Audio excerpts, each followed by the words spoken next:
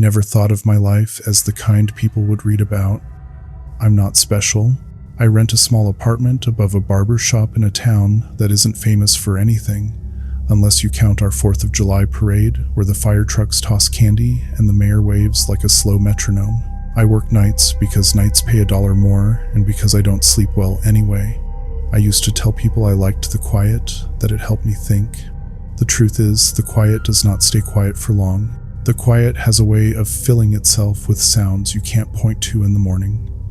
That's what these pages are for. If I don't put the things down somewhere, they keep running laps in my head until my heart sprints at the smallest creak of a cabinet door. I've done a dozen kinds of night shifts: security at a storage facility off the interstate, stocking at a big box store that smells like rubber tires and laundry detergent no matter where you stand, a gas station where the hot dogs twirl all night and the coffee tastes like pennies, a private hospital where lights never truly turn off. They just dim down to a sick shade of blue.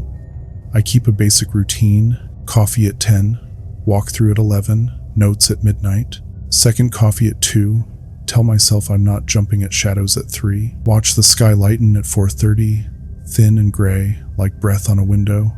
Try to forget what happened before the sun is all the way up. The first thing that made me write any of this down happened on a Tuesday, late October, 4 years ago.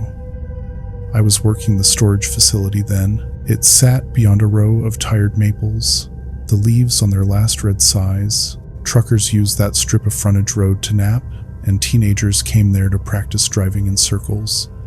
The place had 200 units in long rows, each metal door like a mouth with a lock in it. My job was to drive a golf cart, make sure no one was sleeping inside the units, log any late-night customers, and call the police if anything looked like it belonged in someone's living room instead of behind a corrugated wall. Around midnight, I did my second round. The night was cold enough to bite the edge of your nostrils. I remember the way the cart's headlight cut a perfect cone across the gravel, and how the dust hung there like a curtain when I turned. The radio on my belt buzzed once and then went quiet, which it did sometimes, like it forgot it was supposed to be a radio.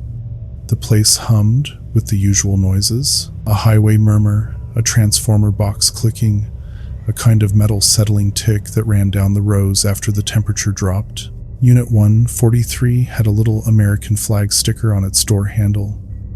I don't know why I always noticed that one. Maybe it's because the sticker was crooked, like someone had put it on with their head turned. As I rolled by, the lock on 143 clacked against the door with a little nervous energy. Wind can make a lock shake, but there wasn't any wind. I stopped the cart and listened harder. There's a difference between the noise of a thing being moved and the noise of a thing remembering movement. This was the first kind, a low scrape inside, followed by the soft turn of cardboard surrendering to cardboard. I called out the way we're taught to call. "Storage management, anyone inside? Please confirm." My voice bounced a couple times and went small. The scrape stopped. I put the parking brake on and walked over. There's a technique with the flashlight where you don't aim it right where you're looking, you aim it a foot to the side, so whatever you're looking at doesn't look back straight into your eye. I slid the light along the bottom of the door and saw the thin triangle of darkness was not as tight as it should be. The rolling door wasn't all the way down. We're not supposed to open a unit unless we have paperwork or an emergency. The sheet in the office calls them extenuating circumstances. I told myself a person sleeping on concrete and the cold counted. I lifted the door an inch. The metal ribs answered with that shudder you feel in your teeth, and something inside shifted like it was making room. I lifted higher, hip height, then chest height, and held the handle while my flashlight drew a flat oval in the unit. Inside were neat stacks of moving boxes labeled in black marker: books, kitchen, winter clothes. A single floor lamp without a shade stood in the corner. The light made its brass stem look like a bone. In the middle of the concrete floor sat a lawn chair, the kind you take to a kid's soccer game. A blanket hung off one arm of the chair, too clean to belong to anyone sleeping rough. There was also a smell I still can't describe well. It wasn't rot. It wasn't chemical. It was like the inside of a freezer, when the power has been out long enough that everything remembers it used to be part of something alive, but nothing has started to rot yet. The air was cold and heavy and expectant. "Anyone here?" I said it softer this time. I took a step in, and the unit breathed around me. That's how it felt, as if the space itself took a slow breath, and the sound came from the concrete and the boxes and the thin, unfussy chair. The beam of my flashlight slid over the chair and caught on something pale near the seat.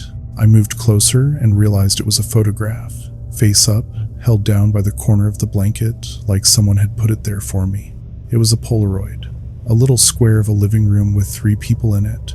A woman with a wide forehead and soft middle part, a man in a flannel shirt, and a girl with shoelaces untied, grinning with every tooth she had. They were not anyone I knew, but something about the room made my jaw feel strange. They had the same floor lamp as the one in the corner behind me, the same scuffed coffee table I'd seen at the thrift store near my apartment, a window with a view of a maple tree whose leaves were the same red outside our lot. It could have been any family in any small town in the state, but the longer I stared, the more the edges of the picture seemed to quiver, the way heat makes a road waver. I felt a shift in the air and turned. The rolling door had dropped a notch, not enough to make noise, just enough that the night beyond was thinner. The radio on my belt buzzed. I pressed it to my shoulder but heard only my own breath. There was a light scraping from the back of the unit beyond the boxes, a sound like someone pulling a string through fabric. I said hello again. The scrape stopped, as if the person forgot how to move. I don't know what made me sink into the lawn chair. Maybe it felt like the safest thing was to sit down and make myself small. The blanket was warmer than it should have been. I picked up the Polaroid and rested it in my palm. As I watched, the white border around the picture seemed not white at all, but cream. And then not cream, but the shade paper turns when it has been in the kitchen too long near the stove. I thought of fingerprints and oils. I told myself I was noticing the aging process because I could not admit I was seeing the picture change. The man's flannel pattern softened into an unfocused plaid. The girl's grin shaved itself down at the edges. The window behind them dimmed as if a cloud had passed. Something brushed my ankle. It was quick and light, like a kitten's tail. It came from the open space beneath the chair. I jerked my legs up and swallowed a sound I wasn't proud of. My flashlight leaped in my hand and stuttered across box labels I hadn't seen earlier. The marker had bled in the cold, and the letters had a tired look. The words were normal: kitchen, books, winter clothes. Another stack said photos, another said toys. The last box in the row said basement, but someone had crossed that out and written daddies in smaller letters below it. I told myself owners write strange things when they pack. The radio on my belt crackled again, and this time a voice came through, thin and far away. "You don't need to be in there." It sounded like our day manager, Carol, who wears sweaters with pumpkins when the season allows it, but her voice was underwater and the words stretched to the wrong lengths. I said Carol and pressed the talk button and told the air I thought someone might be sleeping in Unit 143. The talk light went red. The reply came as a hollow version of a sigh. "You don't need to be in there." The last word stretched so long it became a thread. There was a click like a tongue against teeth, and then quiet. I stood, and the chair squealed. The photograph slid from my palm and hovered in that uncertain way paper sometimes does before it decides which side of itself is heavier. It landed face down. On the back was a date in blue pen, 1028. The rest of the year was a smudge. I reached for it, and the air gathered cold around my wrist like a hand. I have a scar there now, a thin white line the size of a fingernail clipping. People ask if I burned myself on a pan. I let them believe that. It feels more true than what I'm writing, but when I think of that night, the skin along the line tightens, and I remember how the cold moved in a circle, how I could feel it, think about closing. I grabbed the photograph and slid it into my jacket pocket. My body was arguing with itself. The part that believes in rules said close the unit, write it up, leave a note for the morning crew. The part that has stood in too many empty places at strange hours said don't offer your back to whatever you can smell. I moved to the door with the light pointed low, showing my boots and the line where the gravel began. The blanket fell from the chair without any help. It made a sound like breath letting go. At the edge of the threshold, I heard the scrape again. It came from behind the boxes, from the place I hadn't aimed my light yet, from the corner where the lamp's shadow wouldn't reach even if it had a bulb. It was patient and close. There is a stubbornness in me that I have mistaken for courage before. I thought I would be brave for once, and look. I leaned in and swung the beam left. For a second I thought I saw nothing. Then my eyes learned the shape. An old refrigerator, the kind with a handle you pull down like the lever on a bus. It had been there the whole time, painted the same dull color as the unit walls. Its rubber seal was cracked, and the door sat the smallest bit open, making a faint, sticky parting noise against the metal. From the gap came the smell I couldn't describe.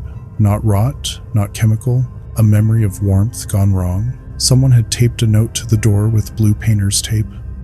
Don't. That was all it said. The D was missing its back, like the person had lifted the pen before finishing the stroke. The tape edges curled the way tape does when it has lived too long on a refrigerator door. You'd think a lifetime of scary movies would teach a person something. You'd think the note would be enough. You'd think the cold circle around my wrist would keep me cautious. But every cell in me was curious, the way you get curious about a sound your own house makes, because even if it's strange, it's your house. I set the flashlight on the concrete, angled up so it washed the refrigerator in a clean sheet of light. I pressed my fingers under the handle and pulled. The door gave with a breathy tack, like peeling tape. The inside was dark, not black, dark. There's a difference. Black is an absence. Dark is a presence that stands there and doesn't move. My eyes started to adjust. I saw wire shelves. I saw a white plastic drawer. I saw, for a moment that lasted too long, a reflection like a face looking back at me from the shelf above the drawer. Not my face. Wrong angle, wrong size, wrong stillness. The features were soft and undecided, the way a face looks reflected in a spoon, and the mouth was too high. I felt the cold push into my mouth as if the refrigerator were exhaling into me. The radio on my belt let out a squeal, and a voice that was not Carol's said my name, not the short way people say it at work, the long way my mother used when I'd done something thoughtless. It came from behind me. The syllables fell too slow and landed heavy. I closed the refrigerator door without meaning to, and shoved it hard until the seal kissed the metal with a wet sound. The note with "don't" on it stuck to my knuckles, and then let go. I backed out. I pulled the rolling door down with a slam that shook dust from the rails. The lock clicked against the hasp like it was glad to work again. In the cart, I sat with both hands on the wheel and the photograph hot against the inside of my pocket. I told myself I would drive to the office, fill out the incident form, and leave the unit to the morning. The cart did not start right away. The key turned, and the starter made that complaint it makes, and nothing caught. When the engine finally coughed awake, I felt a small relief, and with it came the foolish courage of people who have stepped away from the edge of something and think the edge will not follow. Back in the office, I made coffee and pretended it was just for the warmth. The security screens showed the rose and greenish light. Every few seconds, one of the cameras glitched, a quick static blink, the way a tired eye blinks. On the screen for the 140 seconds, I watched a shape move across the bottom of the frame. Not a person walking, not an animal, a shadow from left to right, too thin to be a human shape, smooth as ink poured on a tilted page. I stood and leaned in until my nose nearly touched the glass. The shadow slid to the door of Unit 143 and paused like a thought pausing to become a sentence. Then the camera glitched again, and the shape was gone. When the sun fought its way up and flattened the night into something forgivable, I went out with a clipboard and a company smile. I told the morning manager we had a door in need of attention. She asked which, and I told her. She checked the sheet on her desk and frowned. 143 is empty, she said. It was cleared last month. She said it like I had mixed up a number. She handed me the keys, and we walked out together, her talking about late fees and a customer who wanted to store gasoline, me nodding like I was listening. We reached the door. The small American flag sat crooked on the handle. The lock was in place and had the right number stamped on its round face. She clicked it open and rolled the door up. The unit was empty. Concrete floor, galvanized walls, no boxes, no lamp, no lawn chair. I stood in the white morning and stared at a room that had kept a secret from me in the dark and looked plain as a parking space now. My face felt like it had been carried a long way and set down gently. She asked if I was okay. I told her I was lightheaded. She said, "Drink some water." I nodded. In the office, she printed a vacancy form. I signed where she pointed. The photograph in my pocket pressed against my leg like a small animal hiding. I took it out later in my car. The white border was a little dirtier, like it had lived in a drawer for years instead of my jacket for hours. The picture showed the same living room, the same 3 people. The lamp in the corner behind them had no shade. The window showed a maple tree stripped bare. On the coffee table, where there had been nothing, sat a lawn chair, folded flat, wrapped in a blanket, like a sleeping thing. I put the photo in a shoebox with some old pay stubs that night. I don't know why I kept it, maybe to prove to myself I wasn't making the whole page up. Sometimes when the radio buzzes wrong, or a door settles the way a person settles into bed, I think about that refrigerator breathing into me and the way a voice said my name like it was touching my shoulder. I tell myself there must be reasons. Someone broke in. Someone staged a prank. Someone wanted to spook the night guy. But then I remember the cold ring around my wrist and how the note said don't and how I did anyway. I've worked other places at night since. The quiet fills itself the same way, no matter the address.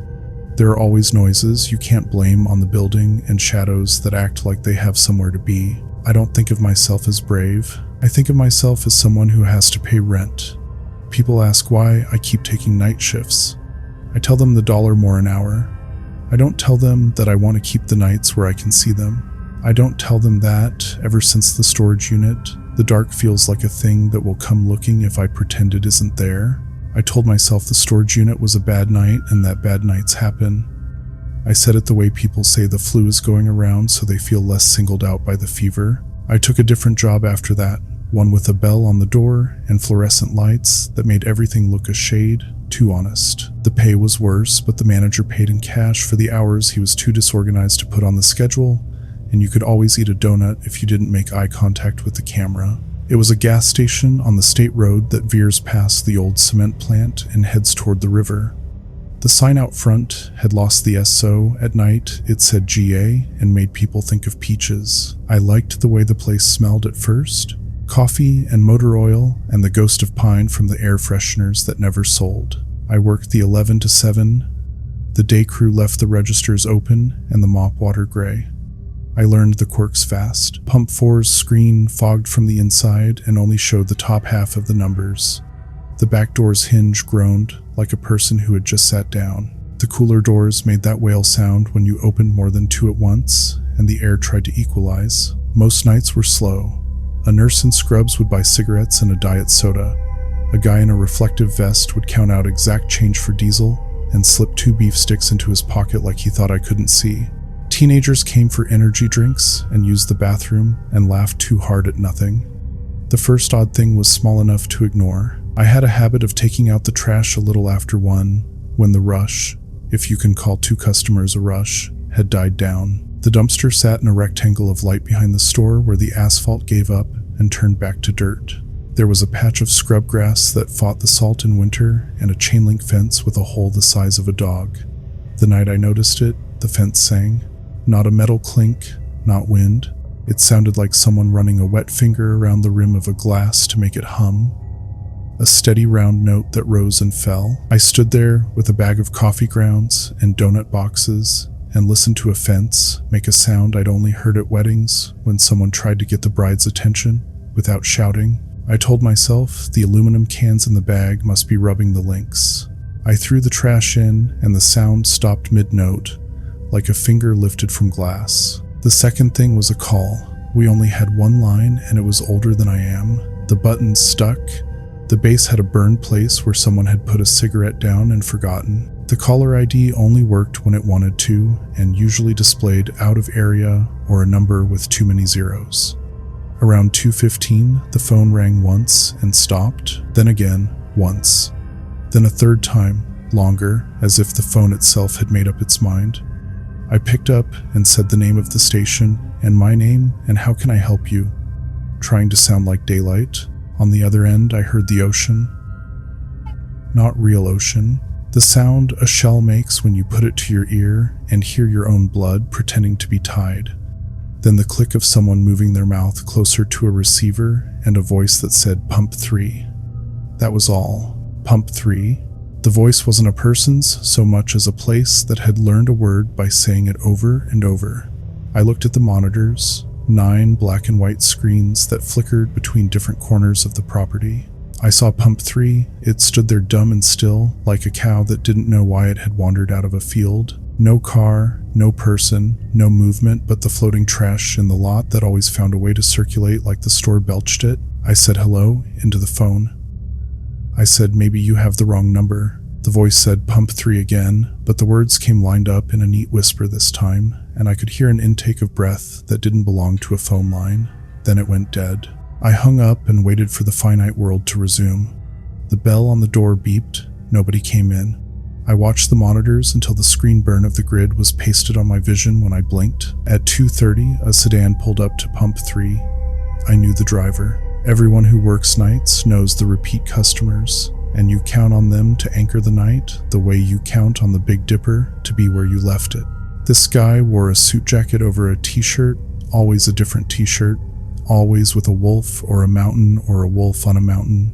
He pumped his gas and came in for scratch tickets and sunflower seeds. He had a habit of talking while he looked down, like he was telling the floor the news about his day. He swiped his card and asked for 3 $5 quick picks and debated aloud the health benefits of seeds versus peanuts. While the numbers printed and the machine woke up, he said something strange without changing his tone. "You fix your phone." He said it like he was talking about the weather.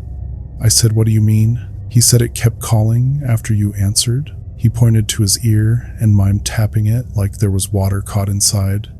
I asked when. He said, "Just now. When I picked up, it was already going and it sounded like my mom's old fridge when the motor kicked and brought everything back to life." He left with his tickets, talking to the floor about a game he had watched, and I stood there with the paper curls of his scratchers on the counter. I looked at the phone. I looked at the monitors. Pump 3 stood empty under the light that makes insects write their letters all night and forget what they were spelling by morning. I told myself he heard a car stereo or his own ears. I told myself I would unplug the phone after I checked the lottery count. I did the count. It came up right. I forgot to unplug the phone. At 3, I did the cooler. It's the worst job on a cold night, and the only job that can wake you at that hour because it's colder than the outside, and the bottles always fall wrong and roll away like they're glad to be on the move. The cooler at our station was a long white-lit tunnel with doors to the store on one side and wire racks on the other. You enter from the stockroom through a heavy door that could take a hit from a small car. Inside it always smelled like wet cardboard and something sweet that had spilled a very long time ago and never truly left. I took in a cart stacked with cases of soda and water and cheap beer. I counted to myself. The counting is a trick. It keeps your brain from hearing other things it might invent. I was halfway down the row, sliding bottles into place, when I heard the latch of the stockroom door click. It is a distinct sound, a tongue in a groove, a metal assurance that you are either inside or out. I turned, expecting to see the door swing a little, ajar.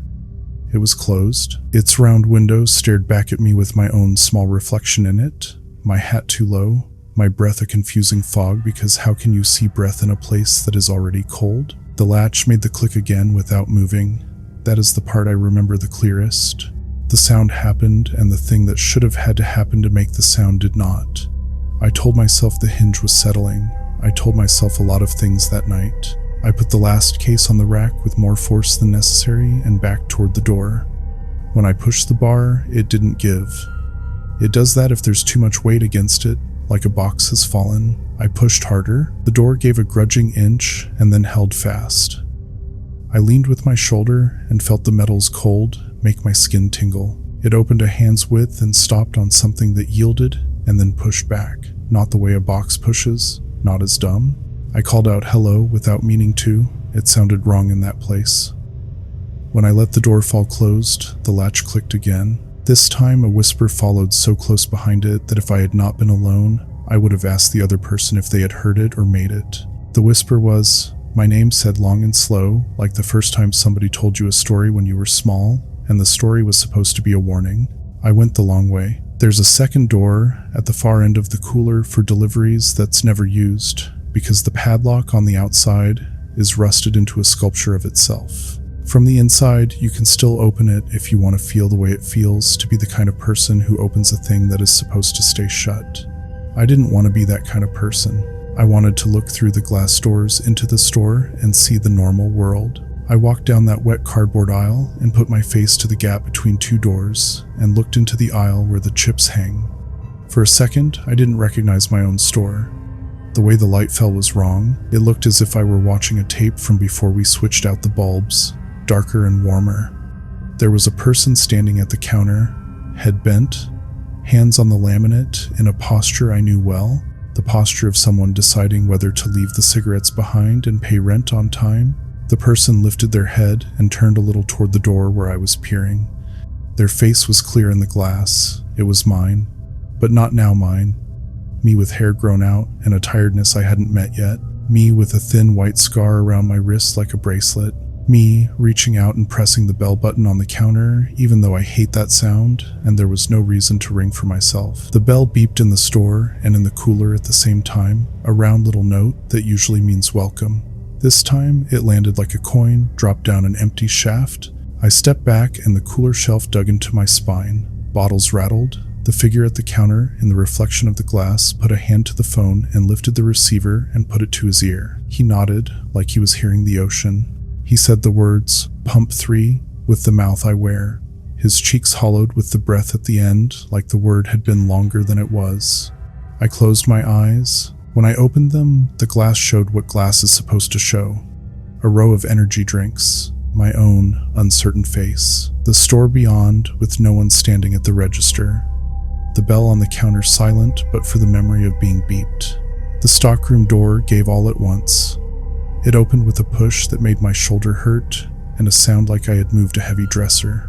I stumbled out into the lights and into the noise of the soda machine that sounds like rain if you listen long enough. The store was empty. The air tasted metallic. The phone was off the hook. It lay crooked on the counter, the receiver rocking the tiniest bit as if someone had just set it down with care. I put it back in its cradle and wiped my hand on my pants because my palm was damp and I wanted to think it was the cooler's condensation, not the kind that comes from inside a person when they realize a line has been crossed. At 3:30, a woman came in with a coat too thin for the cold and asked for 2 on pump 3, and I laughed and heard the laugh come out wrong. I said of course and took her $2 and watched her walk back out to a car that looked like it had been sent through 5 winters without shelter. She put the nozzle in and leaned her forehead against her knuckles, while the digital numbers climbed to $2, like a mountain nobody wanted to climb. It felt like the whole night had conspired to feature that pump as a character. I decided, in the practical way you decide to mop something that keeps sticking to your shoe, to go out there and put my hand on it. There is a distance between the door and pump 3 that you can walk in 2 kinds of time. The kind that a person in a hurry uses, with their head down, counting steps, or the kind that has liquid in it, where each second has to be pushed through. I moved the second way. The air around the pump felt warmer than the air by pump 2. I touched the metal anyway. It was not warm. It was exactly the temperature of a thing that has given up moving heat around. I looked at the black window where the numbers appear when a sale begins. My face looked back in a faint way, lit by the overhead. For a moment, my reflection bent at the middle, like the glass had been breathed on from the inside. There was no one on the other side to do the breathing. Back inside, I did the lottery reconciliation like management asks you to do when you feel like you might be floating up off the floor. The numbers gave me the comfort of being what they were supposed to be. The bell on the door beeped. A man came in I hadn't seen before. He wore a jacket that had seen rain and a hat in his hand, like he was prepared to be polite. He had the kind of face you can't place, that could be 30 or 50, the kind that sponsored children on TV. He walked the aisle not looking at anything, and came to the counter and asked if I had a Polaroid camera. I told him no, and he nodded like he had known I would say that. He looked at my wrist. "Do you remember them?" he asked. His tone made me think he meant the night staff as a species, like anyone after midnight is a them. I said I remembered more than I wanted to. He nodded again and bought a coffee he did not doctor and did not drink. He took it out to a truck that looked like it had once been red and now was the color of dried blood. When he pulled away, his taillights didn't work. The shadow his truck left behind in the brightness of the lot lingered a second too long like a stain. Near 4, the world softened the way it does when delivery trucks start to own the road and birds take their position. A patrol car rolled through, and the officer I call by his last name waved, the way he always does. 2 fingers from the steering wheel, like you might wave to a neighbor who knows when you take your trash out. He came in for coffee and asked if I had seen anyone sleeping by the dumpster. I said no. He said someone called it in. I said when. He said around 2:15. I felt something in my chest pull tight, like a knot being tested. He walked out with his cup, left me a wink instead of a tip, and made a slow loop around the back of the building. I watched his taillights on the monitor. They paused near the dumpster. The chain link fence vibrated like it was remembering a song. He shut off his lights. He sat there. On the screen, the static thickened. When it cleared, the patrol car was gone. At 5, the newspaper guy came, slippers on his feet, breathing like a man whose lungs had been folded. He tossed the bundle at the door and didn't look inside. I took the papers and set them on the coffee counter like the morning people like. I made a tally in the book like I always do, my handwriting getting smaller when I'm tired, as if the letters are trying to save space. My pen snagged on the page. There was a bump under the paper. I lifted the page. Under it, stuck to the fiberglass of the counter with a smear of something sugary, was a small square of photo paper, the kind that used to spit from instant cameras. It was face down. I looked at the back first. There was a date in blue pen, 1028. The rest, a smudge. It was not the same card from the storage unit. This one was clean at the edges, as if it had lived in a drawer that was opened gently and closed all the way. I turned it over. It showed the interior of a small store. Fluorescent lights, a row of coolers, a counter with a bell, a man behind the counter with his head bent, his hair too long, his hat too low. On the wall behind him, a corkboard with notices. One was a help wanted sign with the bottom flags torn off where you can take a number. The man in the photo had a thin white scar around his wrist, the shape of my own hand. By 6, the sun had made promises it couldn't keep. It lit the pumps in a way that made them look friendlier. The day manager came early, the way she does when her kid has a dentist appointment and she wants to leave early herself. She asked how the night went, and I said quiet. She said, "Did the phone give you trouble?" I said, "Why?" She said, "It's been dialing out on its own and tying up the line." She said a customer told her he had picked up his cell and heard us like we were already in his ear. She laughed when she said it, the way day people laugh at night stories. I laughed too. I showed her the lottery count and the neatness of the cooler and the way I had refilled the windshield washer fluid and wiped the squeegees so they didn't smell like old frogs. I did not show her the photograph. I slid it into my jacket pocket where it touched the other one, waiting there like 2 teeth you've kept even though you know it's strange. On my walk home, the sky did that pale thing, like breath on glass, and the cement plant turned into a soft white shape that didn't know it had once been loud and useful. I thought about calling the number for the storage facility and asking if Unit 143 was still empty, as if that would answer any question I actually had. I told myself I would sleep and feel dumb later. I put my hand under the running kitchen tap and let the water go cold enough to sting. The scar around my wrist went sharp and clear like a line drawn with a ruler. I pressed the 2 photographs side by side on my kitchen table and watched the borders shift from white to kitchen paper yellow when the light moved across them. In one, a family smiled in a living room where I had been and hadn't. In the other, a man at a counter was me in a room I had been and couldn't admit to in the same breath. The dates matched like someone wanted me to notice the way a magician wants you to pick a card. Any card, but of course that card. I tell myself, writing it here tames it, the way saying a fear out loud lets the air carry it away. I go over the facts like a person at a meeting who wants to keep it to business. The phone calls, the cooler door that made a sound without moving, the man who asked for a Polaroid, the officer whose car vanished in a static blink. I can't accuse of lying because it was a screen, and screens are allowed to be wrong. The fence singing like a glass, the pump that breathed, the photo I did not put under the lottery ledger and did not know I was waiting to find. I am not brave. I am not special. I am a person who empties the trash at 1:15 and counts change twice and knows which customers will ask for a bag and which will press a bottle under their coat and pretend they forgot. I keep telling myself that normal things happen at night too. A cat will appear where there wasn't a cat. A moth will land on your cheek and convince you of a touch. A coiled hose will look like a person resting. I keep telling myself this, and I will probably keep telling myself this on whatever next night I agree to sell gas and coffee to people who can't sleep. I didn't mean to take another night job. I told myself I'd find something normal, maybe mornings at the grocery store or stocking produce where the only voices you hear are from the radio, but normal doesn't pay rent fast enough. The hospital position came through because I had already passed the background checks years ago when I did security there for 6 months before quitting. They said the night orderly had gone home sick and never came back. I said sure, I can fill in for a while.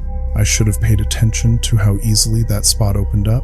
Hospitals are their own kind of night. Even at 3 a.m, they hum like a living thing, machines breathing, fluorescent lights flickering at a pulse you start to match. I was assigned to the East Wing. It wasn't the active patient floor. It was mostly recovery rooms, storage, and the overflow wing for short stays. My tasks were simple: deliver linens, check empty rooms, and make rounds every hour to note the temperatures of the medication fridges. Easy work, if you don't mind the sound of your own footsteps following too close. The first week was quiet. I memorized the hallways, how the tile changed color near the elevators, how room 212's clock ticked, even when the batteries were dead, how the nurses on the other end of the wing always played the same late-night talk show at low volume. I started to relax into it until the night I met the woman in 219. I was pushing the linen cart, the wheels squeaking because one had developed a small chip.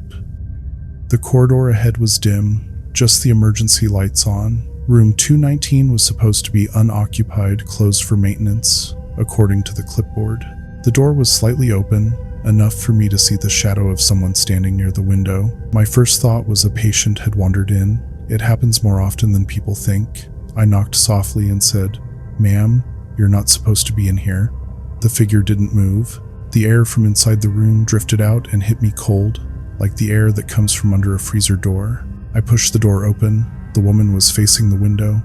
Her hospital gown was tied wrong, backward, the bow hanging loose down her chest instead of her back. She was barefoot, and her gray hair stuck to her neck. I said her again, quieter. When she turned, my brain made a little half-step of confusion because her face didn't hold right. It was calm, too calm, but her eyes were wide open, like someone in the middle of a thought they'd forgotten how to finish. "Are you lost?" I asked. She tilted her head the smallest bit and said, "You found it." Her voice was flat, like a recording being played at the wrong speed. "Found what?" "The picture," she said.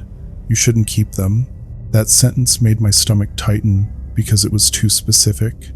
I hadn't told anyone about the photographs. I told myself she could mean anything: a picture on the wall, an x-ray, something left behind. I asked if she wanted me to walk her back to her room. She smiled a small, crooked smile, then looked past me at the doorway like someone waiting for permission to leave. I turned to see who she was looking at, but the hall was empty. When I turned back, she was gone, just gone. No sound, no breath, no rustle of fabric, only the shape of her feet still visible in the condensation on the tile, like she'd been standing there too long. I called the nurse's desk. They sent someone to check the patient logs. There was no one assigned to 219. There hadn't been for months.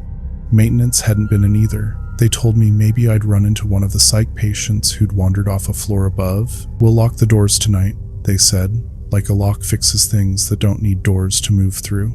The next night, I brought my own flashlight. I didn't like how the hospital lights dimmed on their own timer, always at the wrong moments. The East Wing was quiet again. Around 2 a.m., I was logging the fridge temps when I saw something on the clipboard I'd never written. Between the rows of numbers, in handwriting that wasn't mine, someone had scrawled a sentence: "She's in the reflection." The pen marks were fresh. The ink hadn't dried yet. I looked at the hallway mirror opposite the medication room. It was one of those wide safety mirrors you see in hospitals to prevent collisions. My reflection looked normal, tired. Then I saw something move behind my shoulder, drifting into the frame: a woman, head bowed, hair gray and heavy. I spun around. The hallway was empty. That's when I heard the squeak of the linen cart, my linen cart. I had left it by the elevator 20 feet away, It was rolling toward me, slow but steady, one wheel still chattering. It stopped right beside me. Folded neatly on the top was a patient gown. I didn't touch it. I called the desk again, but this time I didn't even know what to say, so I hung up before they answered. I stood there with the clipboard and the gown and the mirror and tried to remember how many days I'd been here. At 3, I sat in the break room. The vending machine light buzzed so loud it almost drowned out my thoughts. I closed my eyes for just a moment. When I opened them, the window in front of me wasn't showing the parking lot anymore. It was black, like a wall. I got up and leaned close, thinking maybe the lights outside had gone off. My reflection blinked once, then its lips moved even though mine didn't.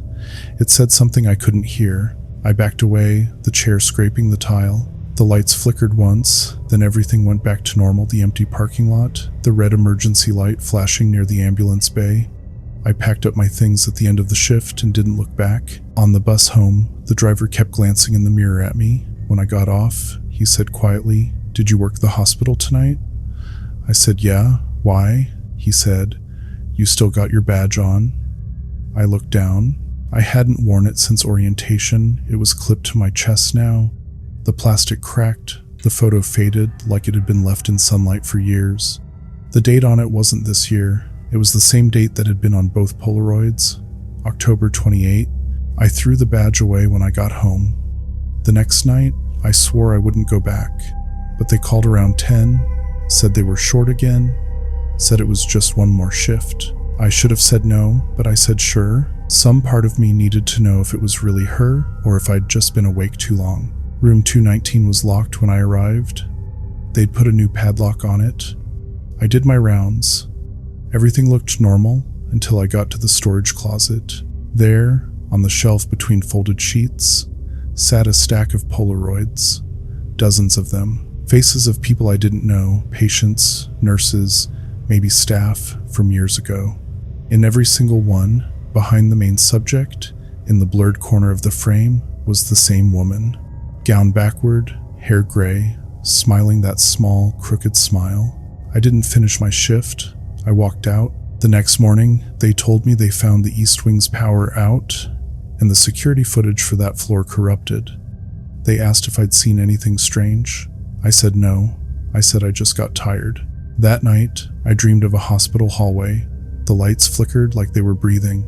The linen cart rolled by itself down the tile.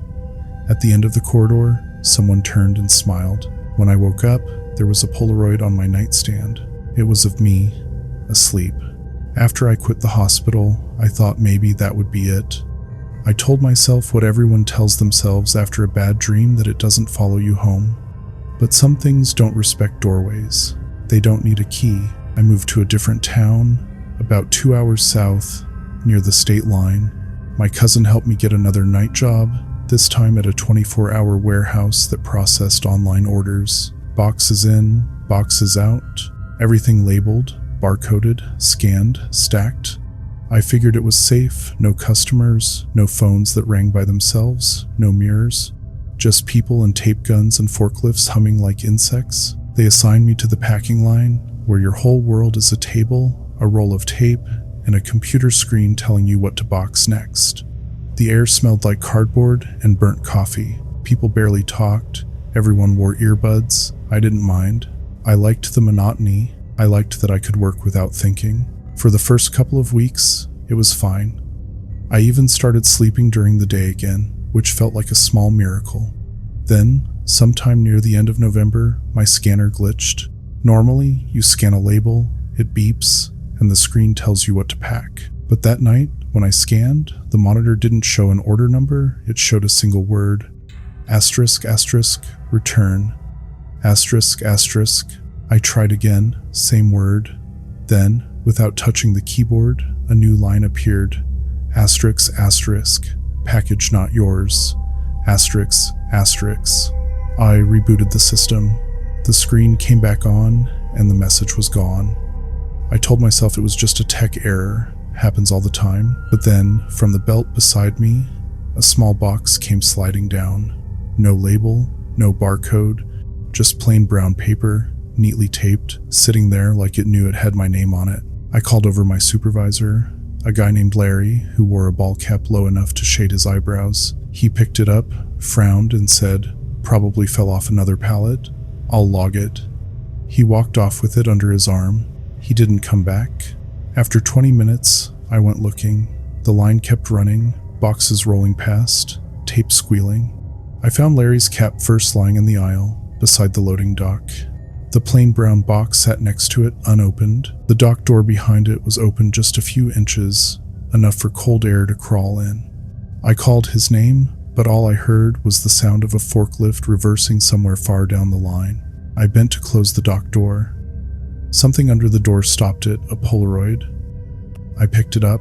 The image was blurry, washed in the yellow of the warehouse lights. It showed Larry, smiling awkwardly, the brown box in his arms. Behind him, just visible in the frame, was a woman in a hospital gown. I didn't tell anyone.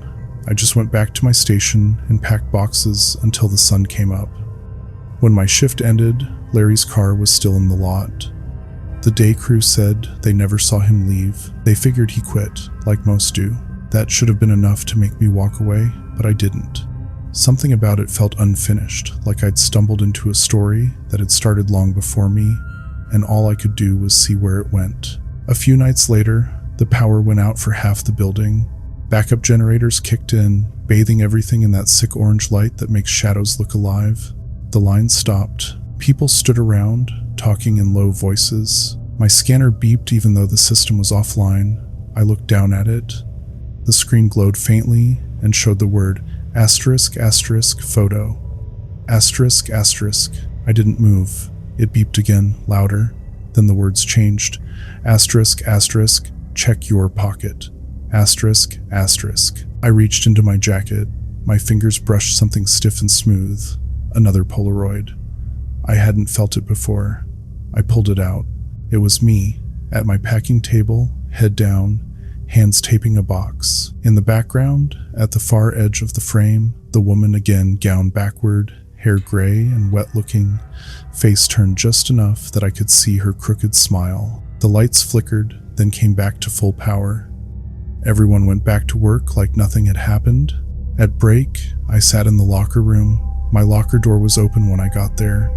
Inside, taped to the inside wall, was a photograph I'd never seen, a group photo, all of us from the night crew. My face was in it, but I didn't remember ever taking that picture.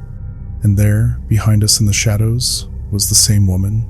She was further back this time, but the more you stared, the more you noticed her hands resting on someone's shoulders. Mine. That was the first night I left mid-shift. The manager didn't stop me. He just watched me go like he'd seen it before. When I got home, I dumped every photo I had, the storage unit one, the gas station one, the hospital ones, even the new ones, into the sink. I poured lighter fluid over them and struck a match. The flame caught quick, paper curling black and lifting in the smoke, but as the top one burned, the image changed. I swear it did. The photo of me at the warehouse, the woman wasn't in it anymore. It was just me, looking at the camera, smiling that same small, crooked smile she always had. The fire went out too fast. The edges of the photos were burned, but the centers were still visible, faint but alive. I threw them in the trash and went to bed. That night, I dreamed of the warehouse empty this time. No lights, no sound, just boxes stacked to the ceiling. I heard the squeak of a cart and then the sound of someone tearing tape, slow and deliberate. A voice whispered, low and tired, "You opened it." I woke up gasping, the smell of cardboard in my nose. On the floor beside my bed was a small brown box, no label, no tape marks, just sitting there, perfectly square, waiting. I didn't touch it for 3 days. Every time I walked past, I half expected it to move. It didn't. When I finally worked up the nerve, I cut it open. Inside was a single Polaroid. It was blank, just white, but when I tilted it under the light, faint outlines began to surface, like a photo still developing. A hallway, fluorescent lights, a figure at the far end. It was my apartment hallway. I dropped it. The white of the photo went black all at once. The next day, I got a call from an unknown number. I didn't answer, but the voicemail came through anyway. A woman's voice, slow, calm. "You shouldn't keep them." Same words, same tone. That night, I packed a bag. No photos, no souvenirs. I left town before sunrise. I kept driving until the sun rose twice. I didn't plan where I was going. I just followed whatever highway felt empty enough that nothing could find me. Somewhere past the border, I stopped at a small diner off the main road, the kind that still has payphones and sugar packets in cracked jars. The waitress filled my coffee without asking, and I kept my head down like someone hiding in plain sight. For a few weeks, I stayed in a cheap motel behind a truck stop. No real windows, just glass bricks that let in the idea of daylight. The walls were thin enough that I could hear the guy next door cough in his sleep. I told myself I'd find a day job, maybe at the diner or washing trucks, anything but nights. But you can't fight habits built by fear, and fear loves routine. After a month of nothing, I saw a sign by the lobby, asterisk, night desk clerk, needed apply within. I stared at it longer than I should have. It wasn't courage that made me take it. It was curiosity, or maybe surrender, because I'd started to feel like whatever this was, it wasn't about the jobs. It was about me. The manager was an old man named Bill who smoked through every conversation. He hired me on the spot. "Nobody wants nights," he said. "You'll fit right in." The job was simple. Check in truckers, keep the coffee fresh, walk the halls once an hour, and make sure no one sneaks extra guests into the rooms. The motel had 2 floors, 30 rooms, and a hum that never quite stopped the sound of refrigerators, vending machines, and the quiet drip of something behind the walls. The first week was calm. I learned the rhythms of the place, which guests never slept, which doors never opened, which light flickered no matter how many times you changed the bulb. I even started to believe maybe the worst was behind me, until one night, just after 2 a.m., the phone at the front desk rang. It wasn't the main line, it was the house phone, the one guests used to call the desk. The red light blinked beside room 12. I picked up. "Front desk," I said. A pause, then a woman's voice. "You shouldn't keep them." My hand froze around the receiver. I didn't breathe. The voice wasn't recorded. It was live breath catching between words. "Who is this?" I asked. Silence. Then, room 12. The line went dead. I checked the register. Room 12 was empty, vacant for days. I told myself maybe someone had the wrong line, maybe the system was old and crossed a connection.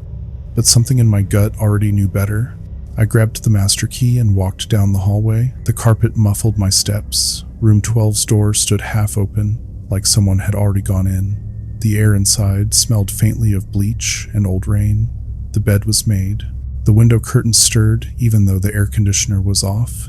There was something on the nightstand, a small stack of Polaroids. My chest went hollow. I didn't want to touch them, but I couldn't not. The top one was of the motel lobby, my lobby. Me at the desk, phone in hand, head turned, like I was listening. The next photo was closer, same moment, zoomed in. The third was closer still, just my face, mouth half open. And the last one wasn't me, it was the woman, the same woman, gown backward, hair gray, eyes too wide. But this time, she was sitting in the chair behind the desk, where I had just been. I dropped the photos and backed out. The hallway light flickered, and for a heartbeat, every door looked the same, closed, silent, but humming faintly like something breathing behind them. I ran to the front desk. The phone was still off the hook. I lifted it. Nothing, just a low hum like static underwater, then a whisper, slow and close. "Check the logbook." The guest log lay open where I'd left it earlier. The last entry, the last time's handwritten times entry, wasn't mine. It said, asterisk, asterisk, room 12, October 28, check-in complete, asterisk, asterisk. I flipped back through the pages. The date repeated again and again, October 28, but written in different handwriting each time. Years apart, same date, always that date. The lobby lights dimmed, the clock on the wall ticked once, twice, and then stopped. Behind the counter, the security monitor flickered to life on its own. Black and white feet of the hallway. I saw myself standing outside room 12. I wasn't moving. The camera's timestamp said 2:17 a.m. I looked up at the wall clock. It was 2:17 a.m. On the screen, I turned toward the camera, but the me standing at the desk didn't move. The figure on the monitor smiled, that crooked smile. Then it lifted its hand and waved. I shut the monitor off. When I looked up again, the key rack behind the desk had changed. Every slot was empty except one, room 12. The brass key hung there, swinging slightly, like it had just been placed. I don't remember deciding to leave. I just remember the cold air when I stepped outside and how the neon sign buzzed like a heart that refused to quit. I got into my car and drove, faster than I should have, until the headlights blurred into streaks. When I finally stopped, it was dawn. I was parked by a rest area overlooking a lake. The car's windshield was fogged, and something was pressed against the glass from the inside. I wiped it with my sleeve. It was a Polaroid taped to the windshield. The picture was of the motel, the front desk glowing in the dark. Behind it, barely visible through the reflection, a figure sat in the chair, me. I reached up to pull the photo down, but it wasn't taped. It was times under times the glass on the inside of the windshield, between the layers somehow. I could see it, but not touch it. I started the car. The radio came on by itself. A voice, faint, distant, whispered through static, "You shouldn't keep them." I turned the dial, but every station said the same thing, over and over. Different tones, same words. The scar on my wrist started to burn. I looked down. The skin was red, as if someone had drawn a circle tighter than blood. I don't know how long I drove after that. The sun rose behind me and stayed there, like it didn't want to come closer. I ended up back where it all began, near the storage facility off the interstate. The sign was gone, the lot overgrown, but the rows of units were still there, rusted and waiting. I walked down the gravel path until I found it, Unit 143. The little flag sticker, faded and curled. The lock was gone. Inside, the air was still cold. The same chair sat in the middle of the room, the same blanket draped across one arm. On the concrete, a small stack of Polaroids all blank. I picked one up, it warmed in my hand. The white surface slowly darkened, and an image began to form: a motel lobby, a gas station, a hospital hallway, a warehouse line, all of them overlapping, melting into one. And there, in the center, the woman in the gown. Except this time, she wasn't looking at me, she was looking past me. I turned around. The chair was empty, the blanket was gone, but the door had closed. I don't know how long I've been here now. My phone says it's October 28. It always says October 28. The air is colder each night, the kind of cold that remembers you. If you ever work nights, if you ever hear a voice on a deadline, or see a picture that wasn't taken, don't keep it, don't look twice. Don't listen when it says your name, and if you find a Polaroid with a date smudged at the edge, throw it away. Because maybe the dark doesn't follow you, maybe it just waits, or you'll come back,